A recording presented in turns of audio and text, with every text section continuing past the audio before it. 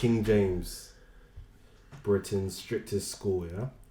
So they're saying that these are the things that are unacceptable and will be challenged by all staff.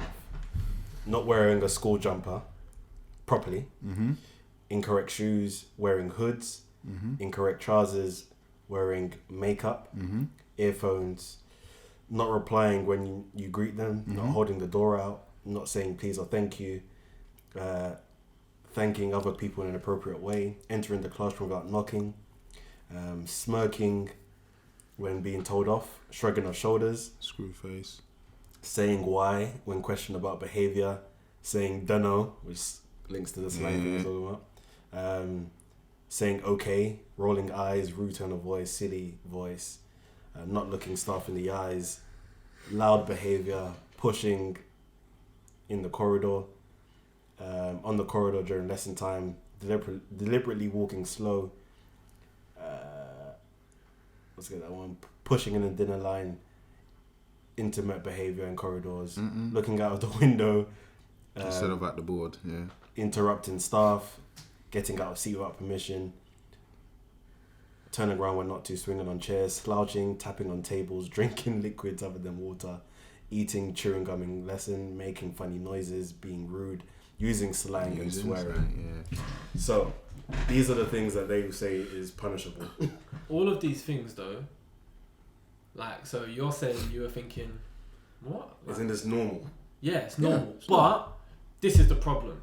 In your average school, they're all unwritten rules. They're all things that you might just get told off for, but why is that? Do you know what I'm saying? They're all unwritten rules, or they may even be rules that in September they're strict, and by December, January, it's like whatever. You might have your AirPod in during your lesson, and you're chatting to my man in the next school. You know what I'm saying? It's it just kind of gets diluted. So this school, I mean, don't know it, but they must stick to it from September to July. Well, you start off by saying we have excellent standards and we keep on it. And so that's why they probably listed it to say, anytime I catch you doing any of these things, like, there's punishment. But the question I wanted to ask, the reason why there's uproar, earlier they were saying how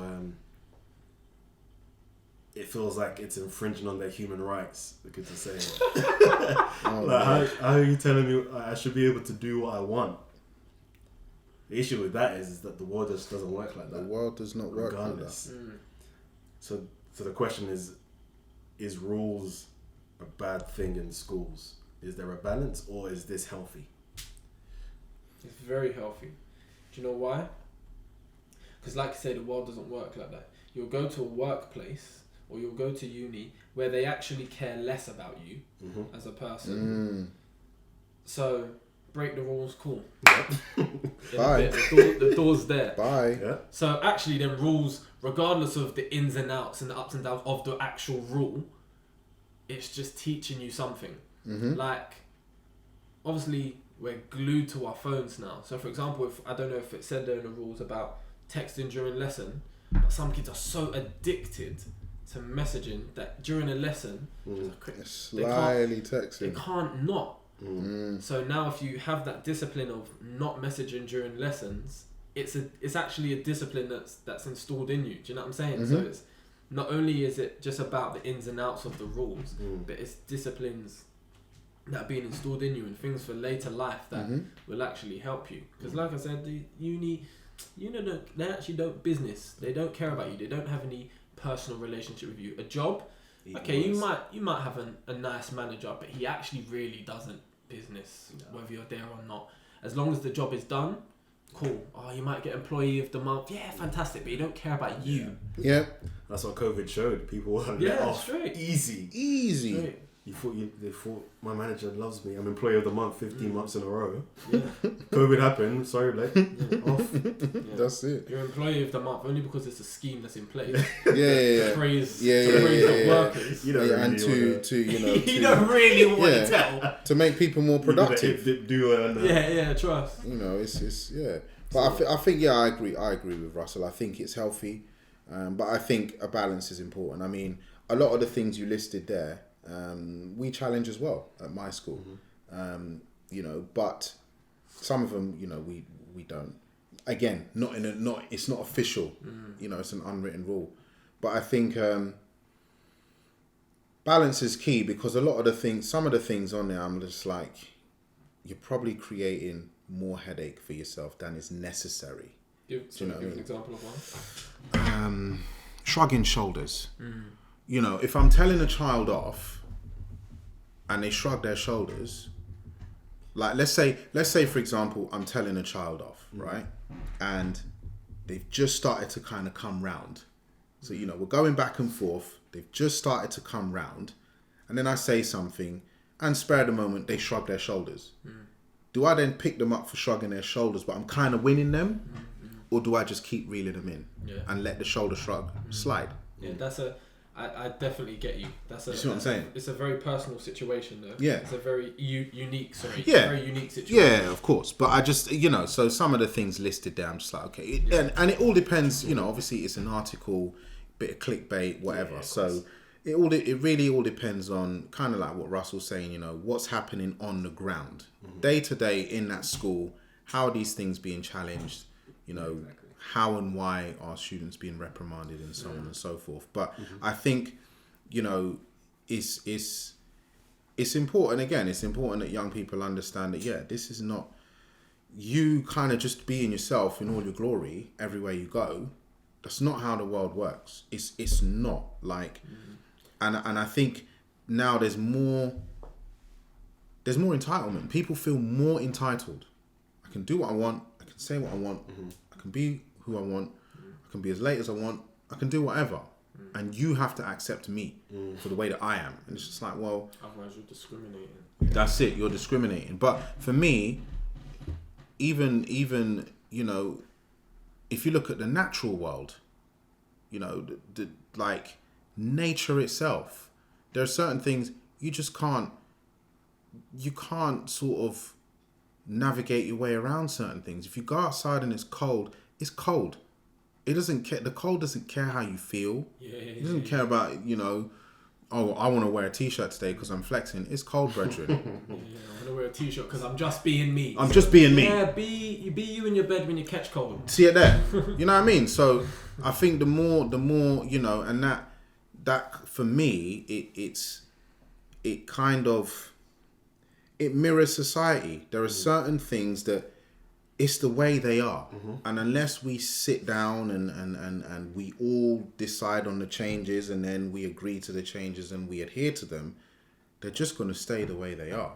You know, so we can't walk around with this idea of, well, that's just who I am. Yeah. Well, it's just like, no, sometimes, and I often say this to my students, sometimes you just need to fall in line, you know. And I think for me as well, being a teacher, it's important that I follow the rules.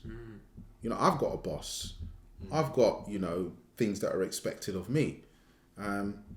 Classic example, when I'm late to a lesson, you know, my students know this, I make a point of apologizing for my lateness because I'm trying to show, look, you can't just do what you want all the time, you know, and if you've got responsibilities, certain things are expected of you. Everyone has to follow rules. Even me, as you know, as your teacher, even I have to follow rules. Your parents have to follow rules. The head teacher has to follow rules. We all do. So you're not an exception because you just want to be. I think this is the reason why even the shrugging, I actually am for. Just because of that last point. It's only in, if you think of classes, like middle class, upper class, all that stuff, it's only really in the lower class do you have that issue. Because the higher up you go, the more codes of conduct there actually is, like etiquette. And just the way, I remember someone telling me, who we all know, that he's in this, he's at a dinner with wealthy people, like wealthy millionaires. First time he's been at this dinner. Now they're having a conversation, like we are standing up with the wine or the little cracker or whatever, having a conversation. Literally, how you'd picture it is probably how it is. What was interesting was he was telling me that as they're having the conversation, let's say me and Russell are having a conversation, we're chatting, you're in the conversation, you get a text and you just look to answer your phone. The unwritten rule is everyone stops and just looks at you. Stress. So you get your phone out and you literally just a quick reply, but everyone stops and just Stress. we'll wait till you finish. But obviously, Wow. the guy I'm talking about, he wasn't aware. So he's chatting. No, he's stopped, and then everyone stopped, and he's thinking, "What's going on?" Yeah. And he's seen the pattern until he realizes we don't do phones and talk. Wow. That's not how we move. Yeah. If we're having a conversation, Yeah. we're engaged. We're having the conversation. Yeah, as soon as the yeah. phone comes out, it's almost like a disrespect. Mhm. Like, is this conversation not important enough for you to? Mhm. Yeah. Different level, but there's But you so- said it earlier. We're glued to our phones. Yeah. You said it earlier. But yeah. that's just one insight on how they live. Yeah. There's a lot of codes and rules Mm-hmm. and unwritten. There's a professionalism about them where shrugging doesn't go. Yeah. It just doesn't run. Mm-hmm. So now I'm thinking, is the head teacher in this school saying, I'm preparing you to be in those circles? Right. Yeah. Yeah. And it's Really? the mindset. If they can communicate, and this is probably what we should all do in all sorts of schools. The reason why these rules are here is because actually I want you to be comfortable in those settings and be able to function and not, because the person who texts in between things just can't run in those settings. It's true. Yeah. You just won't be able to handle yourself. Yeah. So I'm actually preparing you for something greater if you really deep it. Yeah. And so those things, I think. Because really, shrugging your point. shoulders is a substitute for using your words. Yeah. Yeah. That's why I say to I do not let my children shrug their shoulders. Right. Don't let them. Shrug your shoulders. Don't shrug your shoulders. Yeah. Let's try again. Yeah. I do the same And- thing if I don't know. I'm like, nope, I won't accept that. Mm-hmm. Yeah. Exactly. Yeah, that one I let it slide. Because if I ask them a question on the carpet and would say we're doing work, and I ask them a question they don't know, and they say, I'd much rather they say I don't know or I'm not sure than. By the way, I just shrugged my shoulders. No one saw that. Yeah, no one saw that. Yeah. Do you know what I'm saying? Because shrugging your shoulders is just a poor substitute for using your words. So if you don't know, because that, and also actually saying I don't know is quite a vulnerable, especially in this setting I'm talking about. I ask what's 1 + 1, and you say I don't know. The other children might laugh. If you shrug your shoulders, it's a cool version of saying I don't know. Yeah. You know what I'm saying? Yeah. So if you say I don't know, you're actually being quite vulnerable there. So no, you say I don't know or I'm not sure. That's fine. I know what I know what I need to teach you. Do you know what I'm saying? Using your words, I don't know because, or could you explain that again? Do you know what I'm saying? I'm getting them to use all those kinds of phrases Right. instead of just because it's a poor substitute. Do you know what I'm saying? So then preparing them for be able to use your words. You know what I'm saying? Yeah, no, it's a good point. And even when you talked about nature, and like if it's cold, and whatever you're gonna do, that when you said nature, just sparked the thought that actually the rules is what separates us from the animals. Because the animals will just poo where they want. This is just me, accept me for who I am. They just go around doing whatever, whether you're in the way or not. The fox will run across. Yeah. Doesn't care about the red man saying, Yeah. it just goes. Yeah. And so when you say, don't give me rules, let me just be me, you're literally almost equating yourself, like, let my animalistic urges just take over. Drive So down I the wanna- A406 and you see a couple fox dead in the road. Yeah, That's where it ends up. That's where it ends up. That's literally. where it ends up. Literally.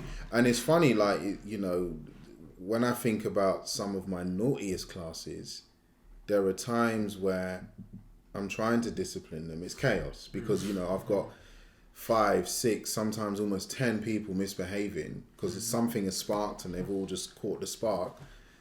And sometimes I just stop talking and I observe it and I'm just like, wow, this looks almost animalistic.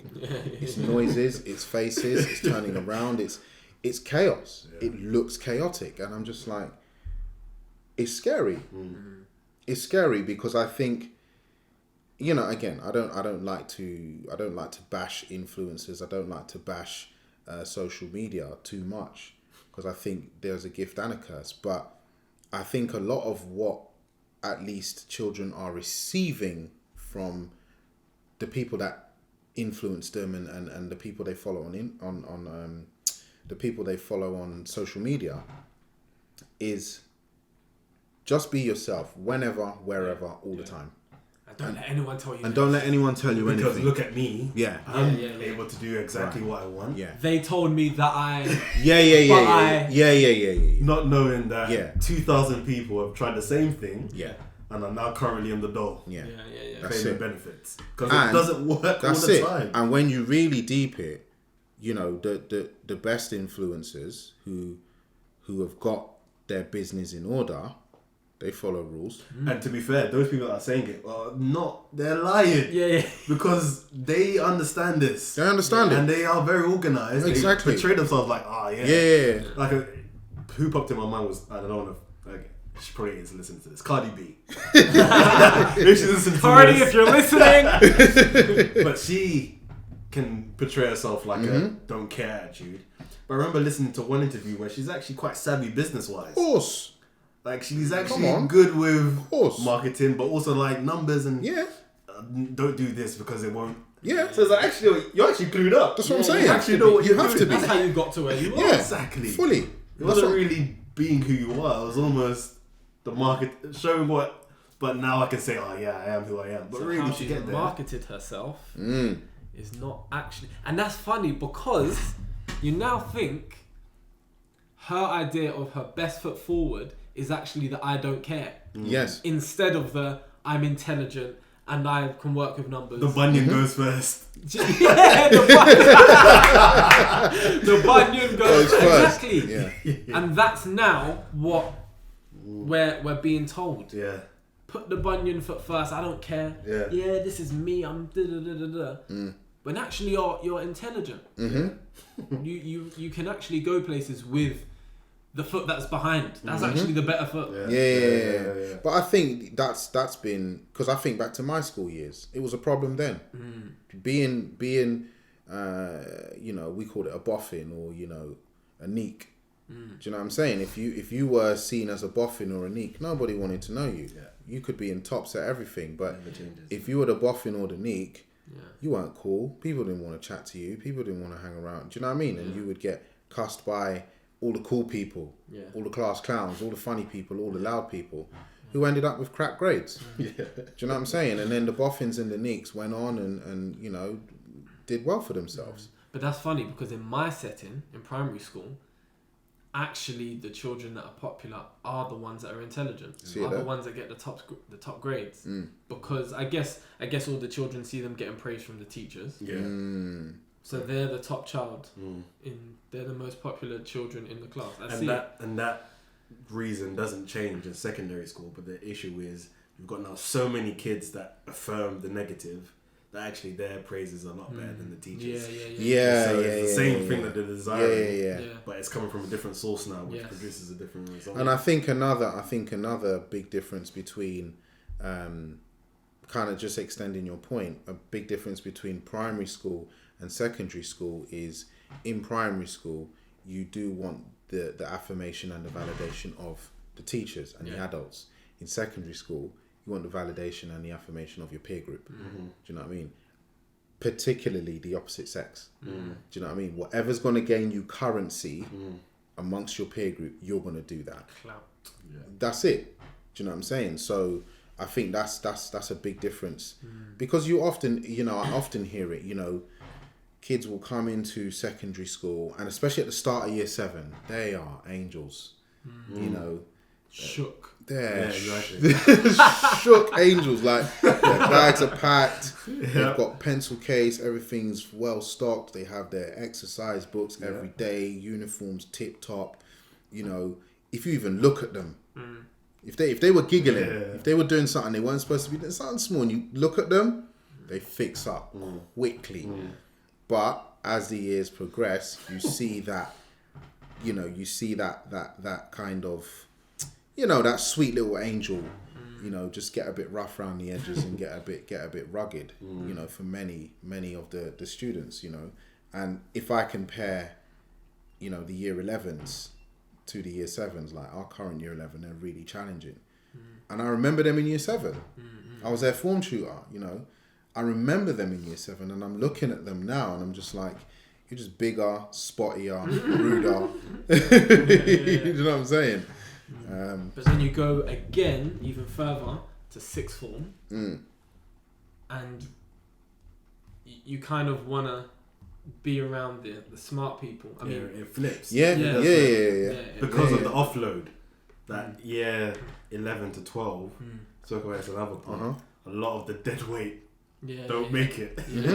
And so what you end up having is people that literally, I need to, because the next thing up is uni and I can't miss. And sixth form's only 2 years. Exactly. You've got a very short window. And what I was saying in the last pod is that in sixth form, those 2 years you can retake. Right. And so when you enter into year 12, you also enter in with those that didn't make it to year 13.